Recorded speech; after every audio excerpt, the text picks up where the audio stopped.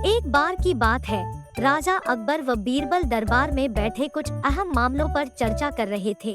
तभी बीरबल ने अकबर से कहा, मुझे लगता है कि ज्यादातर पुरुष जोरू के गुलाम होते हैं और अपनी पत्नियों से डर कर रहते हैं। बीरबल की यह बात राजा को बिल्कुल भी पसंद न आई। उन्होंने इस बात का विरोध किया। इस पर बीरबल भी अपनी बात मनवाने पर अड़ गए। उन्होंने राजा से कहा कि वे अपनी बात को सिद्ध कर सकते हैं, मगर इसके लिए राजा को प्रजा के बीच एक आदेश जारी करवाना होगा। वह आदेश यह था कि जिस पुरुष के अपनी पत्नी से डरने की बात सामने आएगी, उसे दरबार में एक मुर्गी जमा करानी होगी। राजा बीरबल की इस बात पर तैयार हो गए। अगले ही दिन प्रजा के बीच आदेश कराया गया कि अगर यह बात सिद्ध हो जाती है कि कोई पुरुष अपनी पत्नी से डरता है, तो उसे दरबार में आकर बीरबल के पास एक मुर्गी जमा करवानी होगी। फिर क्या था, देखते ही देखते बीरबल के पास ढेरों मुर्गियां इकट्ठा हो गई और सैकड़ों मुर्गियां महल के बगीचे में घूमने लगी।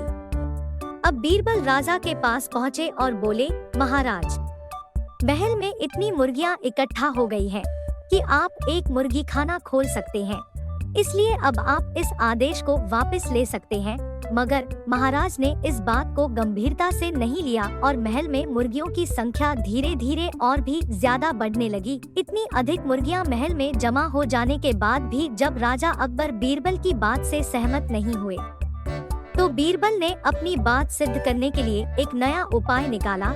एक दिन बीरबल राजा के पास गए और बोले, महाराज, मैंने सुना है कि पड़ोस के राज्य में एक बहुत ही खूबसूरत राजकुमारी रहती है। अगर आप चाहें तो क्या मैं आपका रिश्ता वहां पक्का कराऊं? यह सुनते ही राजा चौंक उठे और बोले, बीरबल, तुम ये कैसी बातें कर रहे हो? महल में पहले से ही 2 महारानियां मौजूद हैं। अगर उन्हें इस बात की भनक भी लगी तो मेरी खैर नहीं होगी। यह सुनकर बीरबल ने तपाक से जवाब दिया, चलिए महाराज, फिर तो आप भी मेरे पास 2 मुर्गियां जमा करा ही दीजिए। राजा बीरबल का ऐसा जवाब सुनकर शर्मा गए और उन्होंने अपना आदेश उसी वक्त वापस ले लिया। दोस्तों, आज की कहानी कैसी लगी?